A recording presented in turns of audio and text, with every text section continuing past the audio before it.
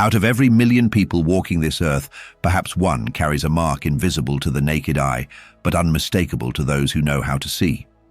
If you found these words today, if something deep in your spirit stirred the moment you began reading, then you might be discovering something about yourself that explains everything. Why you've always felt different, why life has pressed you through fires others never face, why your sensitivity seems tuned to frequencies most people don't even know exist. You are not here by accident, and what I'm about to share isn't for the masses. It's for the marked ones, the sealed ones, those who carry a divine assignment so rare that only 1 in a million are chosen to bear it. This isn't about spiritual elitism or feeling superior to others. In fact, if you truly carry this mark, you already know it comes with weight, not wings. It comes with responsibility, not rewards. The ancient texts speak of 144,000. Not as a literal number to create exclusivity, but as a symbolic representation of those set apart for specific kingdom purposes. These are souls who didn't choose comfort but chose calling, who didn't seek recognition but sought righteousness, who walk through life carrying something sacred that most will never understand. Your whole life has been a series of confirmations that you're different, hasn't it? Not better, but different, set apart, marked for something that transcends ordinary existence. Maybe you've seen it in the lines of your palm, that mysterious M where the major lines converge, or the crescent moon shape that mystics say indicates ancient wisdom. Perhaps you've lived with synchronicities that follow you like breadcrumbs from heaven, numbers appearing repeatedly, names showing up impossibly, dreams that feel more like memories from another realm. But here's what changes everything. Being marked isn't just about identity, it's about assignment. You weren't marked for privilege, you were marked for purpose. You weren't set apart to be served. You were set apart to serve. And until you understand what this marking truly means, you'll continue to feel the weight without understanding the why. You'll carry the burden without accessing the authority. You'll walk the narrow path without knowing where it leads. If this resonates in your bones, if you feel that ancient recognition stirring, write 144 in the comments below. This number represents divine alignment and new beginnings, your declaration that you're ready to understand your marking and step into your assignment. And subscribe now, because what I'm about to reveal will finally explain why your life has been so different, so difficult, and ultimately, so necessary.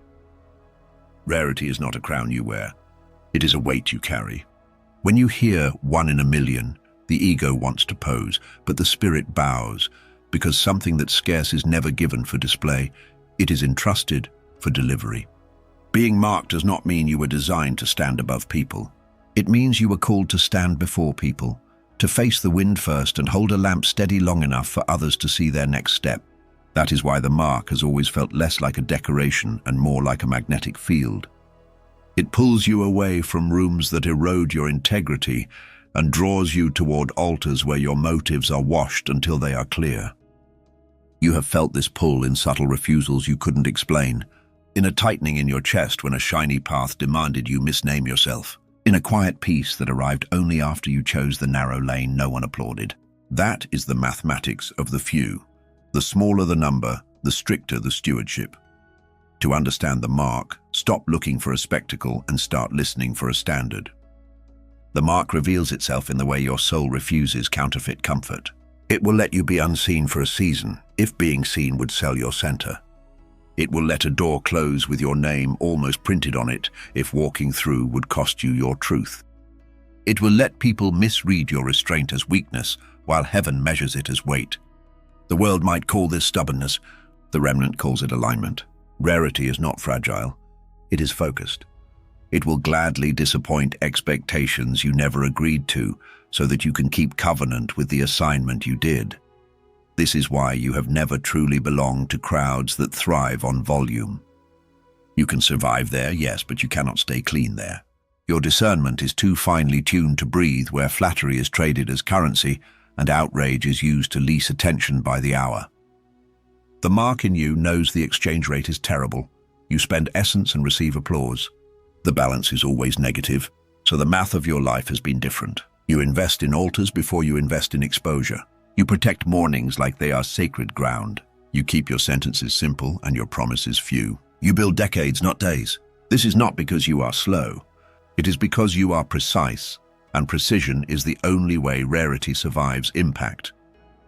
If you want a straightforward test for the mark, listen to how you respond to pressure. People who are only talented get louder when squeezed. People who are sealed get clearer. Clarity does not always sound dramatic.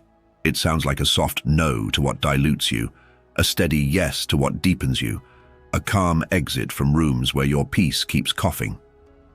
The mark do not chase storms to prove courage. They carry a climate that quiets storms without a speech. Even your silence begins to read like a sentence. I am not for sale. I am not in a hurry. I will not trade fruit for fireworks.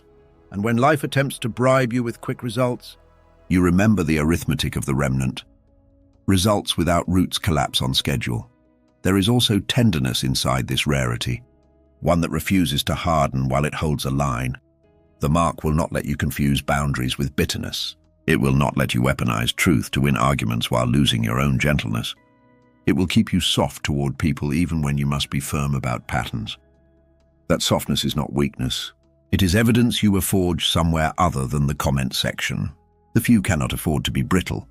Brittle breaks at the first assignment that doesn't clap back. So the mark keeps soaking your heart in mercy until your strength can lift without cutting and your words can weigh without wounding. Perhaps the most surprising part of the mark is how ordinary your obedience looks, while it is changing everything. You expect trumpets. Heaven prefers tread. You keep showing up to the same quiet practices that built every life that lasted. Word that reads you back. Prayer that listens as much as it asks. Worship that recenters your affection. Rest that refuses to worship productivity. Work offered with clean hands even when no one is counting. None of this photographs well, and that is precisely why it works. The arithmetic is invisible at first. 1,000 small alignments add up to one unmistakable authority. People will ask for your secret. You will not have one. You will have a rhythm, so take the number seriously. 1 in a million is not a statistic. It is a stewardship statement. It means your hours are not cheap. It means your attention is a treasury, not a tap. It means you will disappoint noise so you can deliver light. It means you will bless rooms by leaving on time and bless people by speaking truth at the right length. It means you will keep your name clean even if it costs you a headline. It means you will accept being misunderstood by the many so that you can be useful to the few who are always your assignment. And the strange, beautiful irony is that when you live this way, the math reverses. The few become more than you imagined because your steadiness multiplies courage in others. The remnant recognizes the pattern, and patterns spread quietly, like dawn. Hold this in your chest. You are not rare to be rare. You are rare to be ready. The mark is not a trophy, but a tuning. Stay in tune, and you will hear instructions others miss. You will see exits that protect your soul. You will sense timing that saves years. Stay in tune, and your life will start to read like a straight line through a crooked world. No bragging, no flinching, just a clean yes carried long enough to become a legacy. The count may be 1 in a million, but the call is always 1 to 1. Keep your ear there and the math will take care of itself. Long before you had language for 1 in a million, your life kept leaving breadcrumbs. You were the child who felt the climate of a room change before the door finished closing, the teenager who sensed when a joke hit a wound, the adult who could tell when a plan looked brilliant but carried the wrong scent. None of this was drama. It was early evidence. Heaven was teaching your inner world to read the subtext, so you would not be seduced by spectacle later. That same sensitivity made crowds feel heavy and small talk strangely expensive. You returned home from certain gatherings as if you had run an invisible marathon. You tried to correct it by forcing yourself to be more normal, but normal never fit. What fit was truth, and truth kept tugging you back to yourself. Alongside this sensitivity came the choreography of signs, names surfacing in impossible places, numbers repeating until coincidence lost its footing, dreams so vivid they followed you into daylight. You learned to doubt them because doubt sounded sophisticated, yet the rhythm persisted with a precision that felt more like authorship than accident. The point of those confirmations was not to inflate your importance, It was to stabilize your steps. When the road narrowed and the quiet grew loud, the signs acted like lighthouses on foggy water. Not new destinations every hour, only steady beams that kept you from drifting while the current did its hidden work. They were not a permission slip to chase fantasies, nor a command to manufacture outcomes. They were a reminder that you are being led. Every mark carries a pattern of separation before sending, and your history bears it out. Doors closed with no villains to blame. Circles loosened without scandal. Opportunities paused right when momentum seemed guaranteed. At first you called it bad timing. Later you began to recognize mercy. Had those doors opened early, the noise would have diluted what is sacred in you. The set-apart life is not anti-people, it is pro-assignment. It asks for rooms where your clarity is not taxed to zero and for relationships where honesty can breathe without paying rent to insecurity. This is why you have always found relief in fewer voices and deeper conversations. Your heart is built for depth, not drip, and depth refuses to be rushed. Discernment matured the moment you stopped mistaking empathy for obligation. Feeling the weight in another's sentence never meant you were required to carry it to the finish line. Your gift is to notice, to name, to bless, to build, not to bleed until you disappear. When you honor that boundary, sensitivity becomes armor instead of liability. Your body participates in this wisdom. It keeps the score of atmospheres. Tight temples, shallow breath, the sudden urge to leave. These are not defects to scold, but dashboards to read. Listening to them quietly reroutes you before exhaustion writes the script. Authentic signals, unlike projections, do not demand theatrics. They arrive with the calm of recognition. Projection is loud and impatient. It dramatizes to convince you. Real guidance is almost shy. It simply fits. You test it in silence, not in spectacle. You hold it next to your assignment and feel your breathing steady. Where projection whips you into chasing, true signs settle you into waiting well. That is the difference. One agitates, the other aligns. As the early evidence accumulates, you stop needing to argue with yourself. You begin to move like someone who trusts the pattern, the subtle pull away from what glitters, the clean draw toward what grows, the recurring sense that you are being positioned for usefulness rather than applause. This is the quiet miracle of the marked. Nothing external has to be loud for everything internal to be sure. Your days start reading like a sentence that knows where it is going. You find yourself leaving rooms on time instead of explaining your exits. You speak shorter truths that land heavier than long explanations ever did. You choose the task that costs effort, but not essence, and you let the shiny thing pass without a ceremony of regret. The early evidence has done its job. It trained. Your senses curated your company and taught you the feel of alignment. From here, the road will still narrow and widen, but you will not lose yourself at the bends. You will remember how you got here. 1,000 small recognitions, honored without noise, until rarity stopped feeling like isolation and started feeling like purpose. The path of the rare is not paved with spotlights. It is tiled with hours no one witnesses. Pressure becomes the classroom, and silence becomes the teacher, not because pain is holy, but because clarity grows best in places where applause cannot negotiate it. The forge is not a punishment. It is precision. It removes what can't carry weight. It tempers what must endure heat, and it introduces you to a steadier version of yourself, the one who acts from assignment rather than adrenaline. You recognize the room when you enter it. The phone stays quiet. Momentum seems to stall. What once came easily now asks for patience you didn't think you possessed. In those stretches, you are tempted to call it failure. It is not. It is the deliberate slowing that keeps you from arriving unready. Pressure reveals the joints that need strengthening. Under heat, motives show their true colors. The desire to be seen floats to the surface like dross and is skimmed away, leaving the simple wish to be useful. You notice how quickly you once confused busy with fruitful, noise with authority, hustle with favor. In the forge, these illusions lose their shine. You learn to measure your day by obedience, not by audience. You stop arguing with the doors that won't open and start tending the garden you've already been given. Work done with clean hands, words chosen with care, rest protected as fiercely as effort. The miracle of the forge is quiet. Your soul stops sprinting and starts standing. There is a tenderness to this training that outsiders seldom understand. The forge does not harden you into cynicism, it softens you into wisdom. You become slower to speak because you can feel how words bend atmospheres. You become quicker to forgive because you know how heavy resentment makes the blade. You remain firm without becoming harsh, a balance that only heat can teach. People who only saw your earlier urgency may misread the calmer cadence. They will think you lost your fire. You did not. You learned to aim it. Fire becomes warmth when it is housed.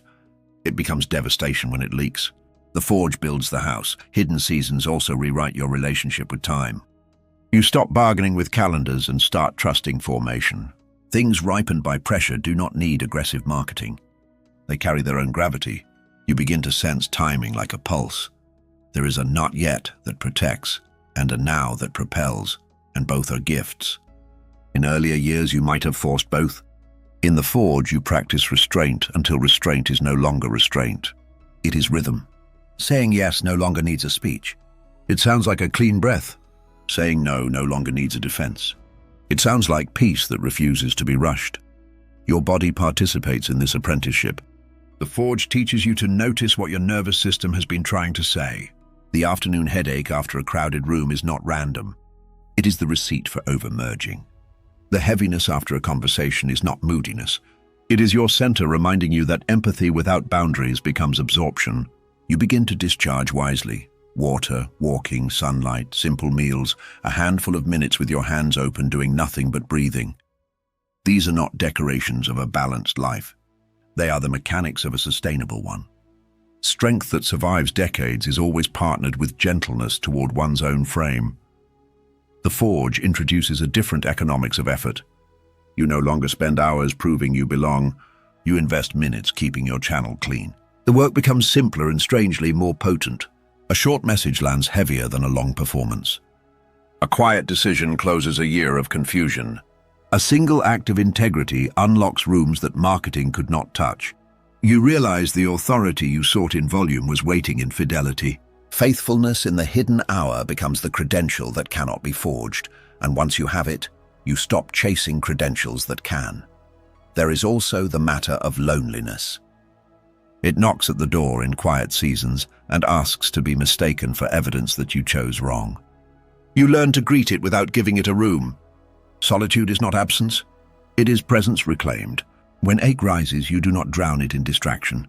You let it tell the truth it came to tell. You grieve what needs grief, repent where you must, bless what must be released, and then return to the simple next step in front of you. The forge teaches you that grown faith rarely looks like fireworks. It looks like taking that next step without a parade again and again, until the road you walked in obedience becomes a path others can trust beneath their feet. Most of all, the forge teaches you how to carry weight without leaking. You stop needing rooms to validate your light because you learned to keep it lit in the dark. You stop needing outcomes to justify your obedience because obedience became the outcome. You stop treating calling like a crisis and start treating it like a craft. And crafts mature in increments. One careful stroke today, one honest conversation tomorrow, one refusal to perform when silence would be truer. Over time, these small fidelities stack into something undeniable. People call it presence. You will know it as peace.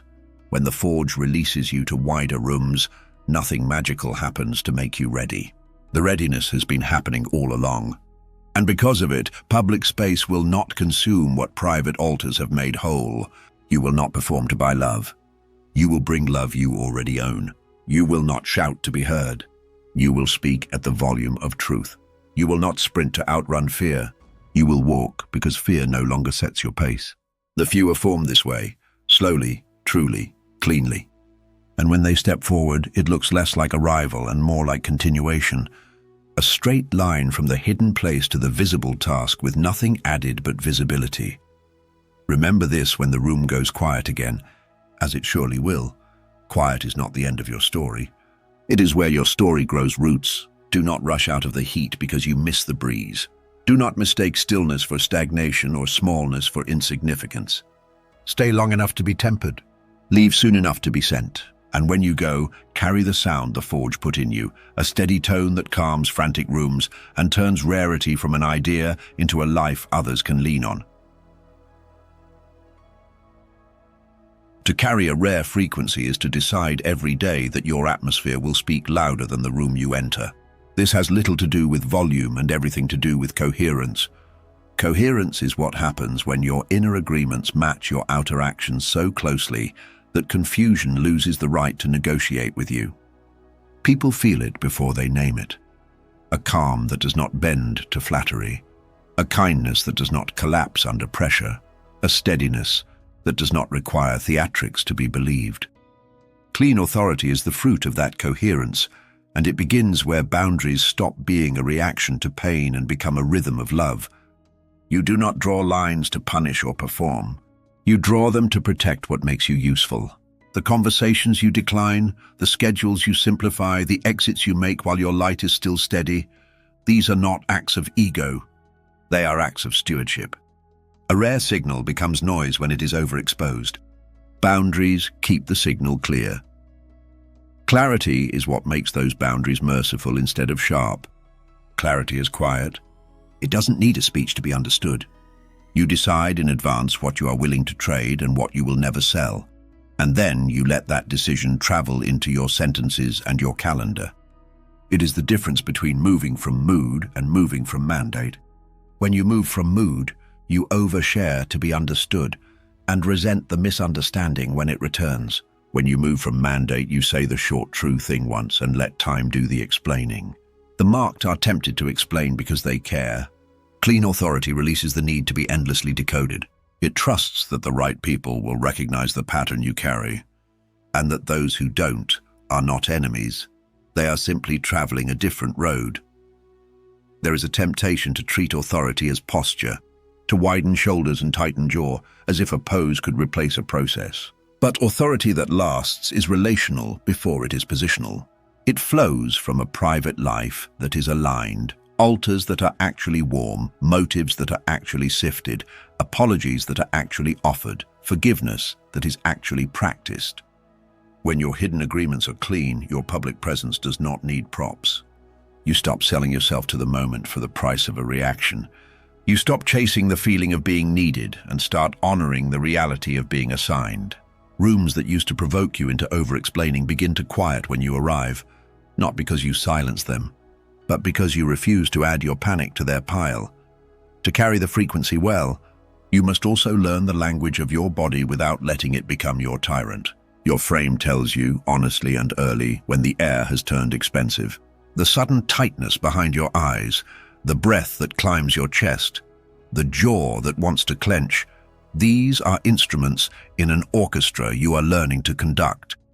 Instead of overriding them with performance, you respond with presence. You soften your shoulders, lower your breath, slow your words, shorten your stay. The goal is not to avoid hard rooms. It is to refuse to merge with them. Ambassadors keep their culture when they cross a border. You are not there to take on the room's weather. You are there to carry a climate the room forgot it needed. Clean authority changes how you handle conflict. You do not swing at every shadow, because shadows multiply when punched. You answer accusation with clarity, and then you stop answering when clarity turns into a courtroom no one asked you to enter. You choose repair over spectacle, truth over triumph, and when necessary, distance without disdain.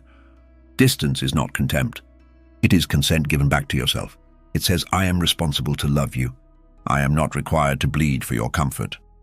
Paradoxically, this gentleness makes your presence safer.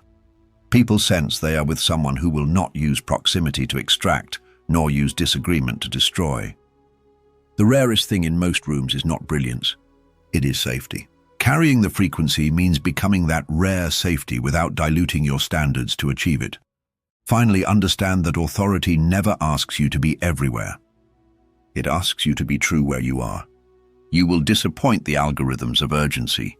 You will refuse the stage that demands you misname yourself. You will leave a conversation while you still have kindness to offer tomorrow. None of this is small. It is how legacies are built, one kept boundary, one clean yes, one honest no at a time, until the sound you carry becomes its own introduction. When you live like this, you stop auditioning for rooms, and rooms begin to adjust to your clarity. Not because you are loud, but because you are aligned. And alignment in any age is authority. You are not rare for decoration. You are rare for delivery. Everything you have lived, the signs that refused to be ignored, the sensitivity that felt like too much, the rooms that drained you, the deserts that slowed you, the quiet altars that steadied you, has been forming one gift in you: coherence. Coherence between what you know and how you move, between the seal you carry and the choices you make, between the light within you and the lanes you refuse to enter just to be seen. 1 in a million was never a stage direction. It was a stewardship sentence. It whispers that your hours are precious, your words must be measured, your boundaries are acts of love, and your assignment cannot be negotiated by applause. Let the narrow road be relief, not resentment. It spares you the price of constant compromise and returns you to the simplicity that always felt like home. Tell the truth when performance is cheaper. Choose depth where drip is fashionable. Leave rooms while your peace is intact, and keep the inner furnace warm enough that public weather cannot freeze you. You don't need to chase storms to prove courage. Carry your climate and watch storms lose interest. You don't need to argue your calling. Live it until arguments grow quiet. What once looked like isolation has revealed itself as design. Separation before sending, forging before visibility, fruit before fireworks. Keep that order, and visibility will not consume what formation made whole.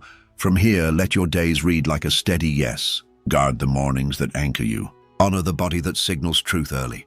Speak shorter, truer sentences. Offer kindness with a spine. Say no without resentment and yes without theatrics. Build what serves rather than what merely showcases. Intercede more than you explain. And when timing asks for patience, remember what the forge taught you. Not yet can be protection. Now will be obvious. Your life becomes a quiet map, laid by small fidelities, clear boundaries, and a love that refuses both bitterness and burnout. If this message steadied you and you want to walk the next steps with us, subscribe now. It's a simple yes that keeps your courage supplied and your vision clear as we continue this journey together. Go in peace, carry your light, and keep your frequency clean. Thank you for being here. Until next time.